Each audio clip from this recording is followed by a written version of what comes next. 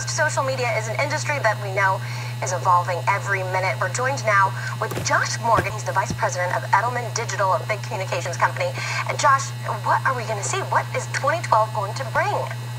2012 is going to be interesting in social media. One of the big trends is going to be with micro and specialized social networks. Okay. What does that mean exactly? One of the things that's happened is everybody's Facebook friend list has grown well beyond people who are their close friends with. Yes, it has. And now a lot of networks have popped up that allow people to share things with smaller groups of people. One of these is called Path. And Path allows you to share life moments with small groups of 20 to 40 people as opposed to with hundreds that you're now friends with on Facebook. Okay, cool. And so we're seeing Path right there on the screen. Is that what Path looks like? Exactly. And so what you're able to do is you can share pictures, you can share places, you can send it to specific people as opposed to sharing with hundreds of people from your office, from your community, exactly, etc. It's really for your close friends and family. I like that one. That one's really interesting. Okay, now the number two that you have on this list, it's called Pinterest. I've not heard of it before, but I like what it's doing. Pinterest is a social bulletin board, and what it does is allows people to easily share pictures of things that interest them. And one of the interesting things about Pinterest is that it originally grew and gained popularity with women in the Midwest from age 30 to their mid-40s.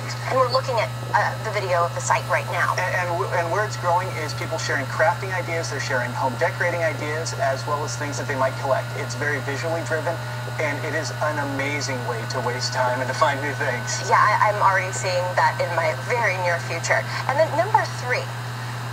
The crowdsourcing of funding for arts and entertainment projects is one of the new things. One of the companies that does this is called Kickstarter. And what it allows you to do is to contribute small amounts of money to artistic projects. There's been two recently in the Sacramento area that have gotten a lot of notice. One is Small Market, Big Heart, which is a documentary about the Kings. And so cool. People were allowed to become producers of it by contributing as little as $1. Really?